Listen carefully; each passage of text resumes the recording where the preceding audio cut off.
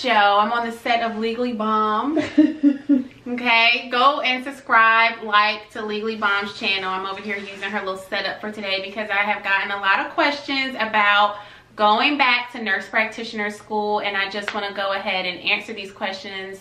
And you don't have to necessarily be going back to nurse practitioner school to kind of get what you need from this video. If you're going to nursing school, if you're going to any type of school within the healthcare field, or just going back to school period, you can kind of get what you need from this video.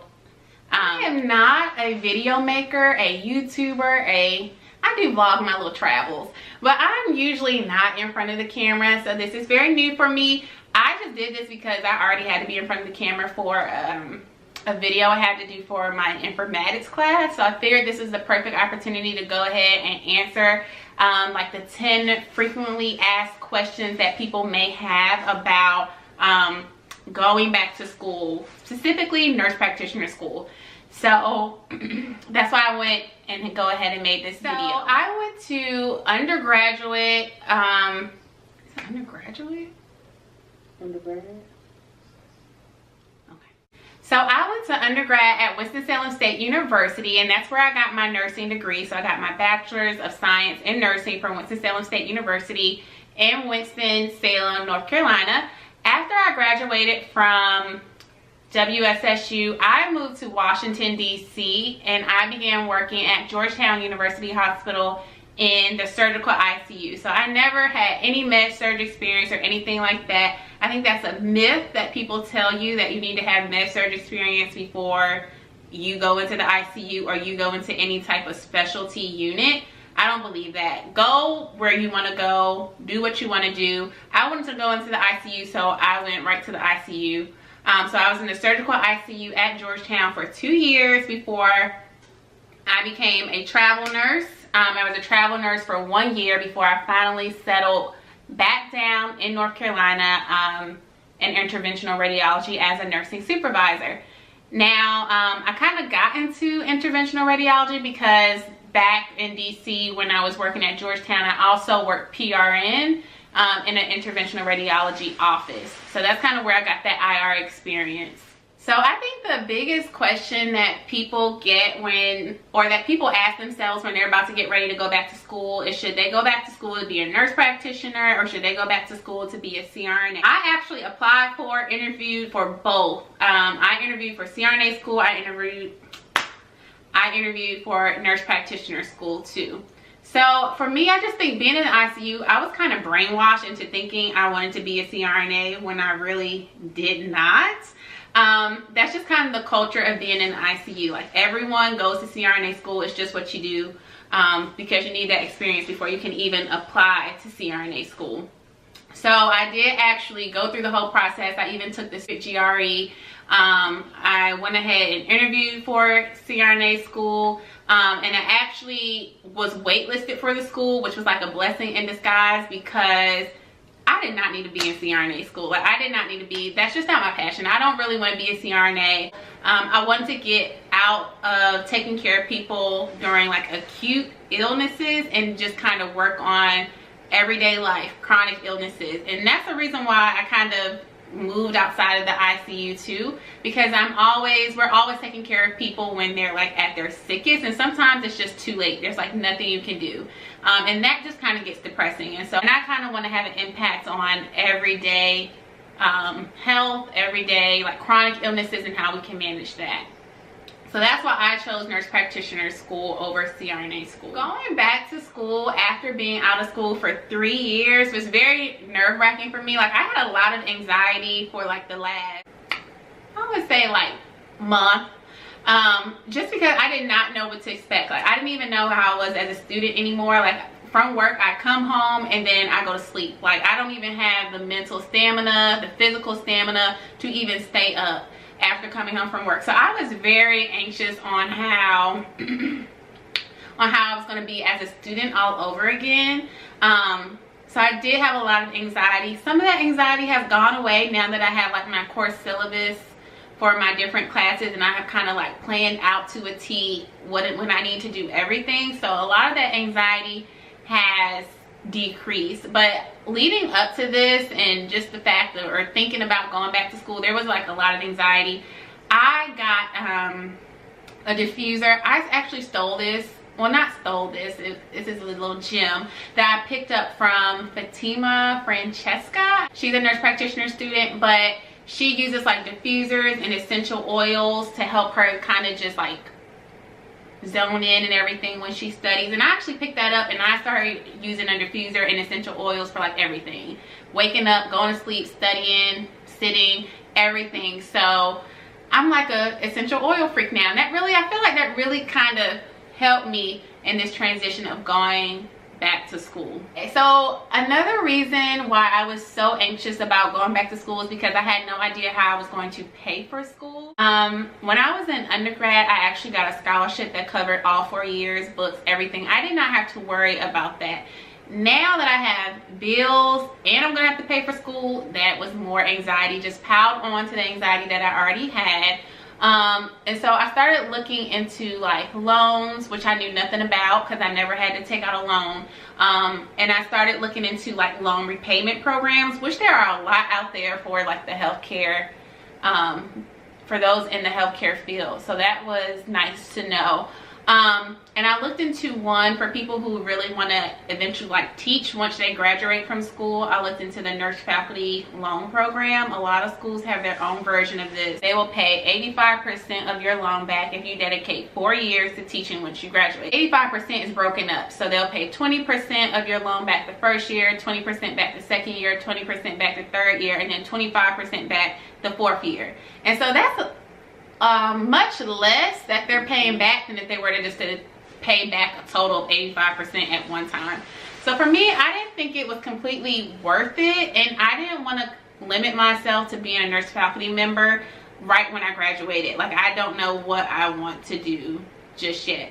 So I kind of passed up on that. I'm going to pay for school out of pocket, and that's just what I'm going to have to do. So that's what I'm doing. I'm just going to really budget and save like never before, and I won't be paying out of pocket for school. That's just me. All right, so balance is like the word to describe just everything in life. So I brought a big calendar and went ahead and put dates for everything, social, work, and school on that calendar. And I'm really planning around whatever I have going on in my social life. So like, I got my syllabus. If I know that I'm going on a trip, I need to get all my work done before I go on that trip. If you want to take your work with you on a trip, I mean, you can do that, but I just prefer not to even worry about work on a trip. So I just plan to kind of knock things out ahead of time. Like, I think if you stay ahead, you don't have to catch up later. I really think you can't dedicate all of yourself to one thing. Like, you have to have balance. It's a good thing to have a social life. It's a good thing to be going back to school. It's a good thing to have a job. It just takes balance. Another thing that I plan to do is I'm kind of just going to dedicate myself to 2 things at a time. So like, if I'm going to work 5 days a week, then I only have an opening to do one more thing during the day. So that's either going to be schoolwork or that's going to be my personal life, social life. If during the weekends I don't have to work, then I know that I need to dedicate myself to school and to social life. So I just say, kind of out of those 3 things, dedicate yourself to 2 of those things each day of the week, so that each one is getting the attention that it needs, and keep everything happy. To apply or to get into nurse practitioner school, GPA wise, I had a 3.7. A lot of schools, they will waive you taking the GRE if you have like a GPA over like a 3.4 or something like that. So I was able to kind of get that part waived. However, I did take the GRE when I was applying for CRNA school. I meant to look up my GRE scores before starting this video, and I completely forgot. My scores, to be honestly, was not the best. Like, they were not the best at all. And I mean, it is what it is. I don't like standardized tests, and they don't like me, obviously. But so my scores were not the best, but that just goes to say that you cannot tell yourself no. Like, you need to apply, you need to just go for it. Whatever it is that you want to do, apply, go for it. Don't talk yourself out of it. If somebody doesn't want you, they won't take you. But you need to let them say no. Don't ever tell yourself no. Because if you don't believe in yourself, if you don't believe that you can do it, why should anyone else? So I say still apply. Even if you feel like your scores are too low, your GPA is too low, still apply. I had a 3.7. I cannot even remember my GRE scores. And then you had to have 3 letters of recommendations from like a manager, a professor from college, and then someone who knows you well, like a coworker or something like that. And then of course the essay and everything like that. So those were like my stats kind of going into school. It's not too much. It was not too much at all. For CRNA school, I had to have a little bit more. Like, it looked good if you shadowed a CRNA or anything like that, which I did. So I did do some shadowing. I did some shadowing for NP school, but they never really asked about that. But CRNA school, they definitely did ask if you shadow, how many hours have you shadowed in the field. Also, it's good to have like certifications. So definitely get certified. And whatever specialty you're in, go ahead and get certified. Like for me, I had ACLS and PALS and CCRN. I feel like I'm missing something, but I definitely went ahead and just got all my certifications that I could out the way, just to make me like a better candidate for getting into school. Just kind of just go above and beyond. My biggest fear about going to school was that it was going to take away from my social life. Like, I love to take a trip. I love to travel. So my biggest fear was that I was not going to be able to do that anymore. And that's still a little distant fear. But now that I have my syllabus, it's not as big of a fear. But I feel like down the line, that little fear will resurrect. So that was one of my biggest fears about going back to school. But don't let that stop you. Like, if there's a will, there's a way. I think I'll be fine. Why did I choose FNP over any other track? Like, why not AGMP, which is adult gerontology, or why not like acute care NP, midwife, women's health? Okay, so I chose FNP, which is family nurse practitioner. And once again, that kind of goes into me being as marketable as possible when I graduate. That's kind of how it was with the ICU. Like, that's why I chose to go to the ICU when I graduated, because if I can go and survive in the ICU, you can go anywhere. Like, literally, I had ICU experience and they took me for an IR job. So it's just like, you really can do anything after going in the ICU. And so you really can do anything, I feel like, after getting or going down the FNP track. So I know at my job now, we have a family nurse practitioner who works alongside like the PAs and everything, and they do all the procedures for us the entire day. So they do like the Metaports, drains, they place drains, stents, like your renal stents and things like that. So I mean, you can go into interventional radiology as an FNP. I know an FNP who works in women's health. Like, all she does is women's health. And people think she's a women's health nurse practitioner. But no, she is an FNP. I know people who went the FNP route who are doing in leadership. Even though I'm not the biggest fan of pediatrics, I don't even want to limit myself in that aspect. Like, I want to be able to say that I can take care of the entire family, from your baby to your granddaddy. So that's why I chose FNP. Why did I choose DNP? So you know that you can get a master's, you can get a doctorate of science in nursing practice. So you can do either or. Why did I choose DNP? I chose DNP because I don't plan to go back to school ever again. Mark my words. This is it. This is a wrap for me. I chose DNP because I just don't want to go back to school. This is my terminal degree. I know that the field of nursing, they are pushing people to get their doctorate. They want to see that shift of nurses or advanced practice nurses having their doctorate instead of their master's. And they keep saying this is going to happen by 2020.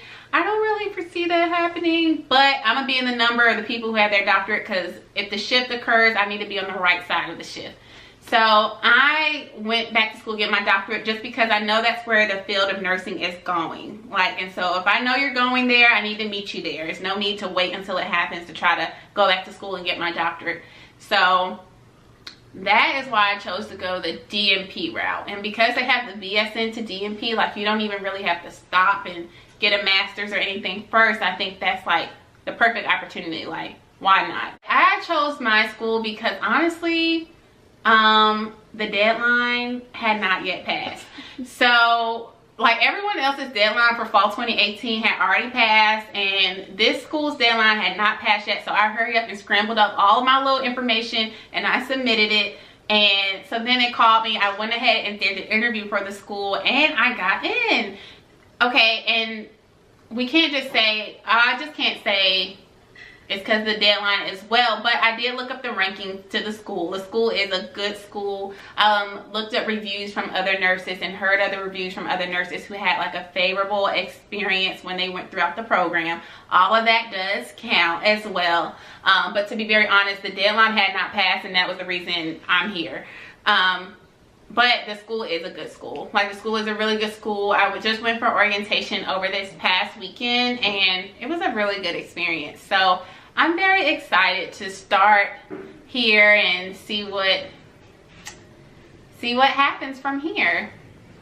Thanks for tuning in. If you have any more questions, go ahead and you can DM me, find me somehow, and ask me. I will definitely try my best to help you out, because I definitely had a lot of people help me out. So definitely want to return that favor.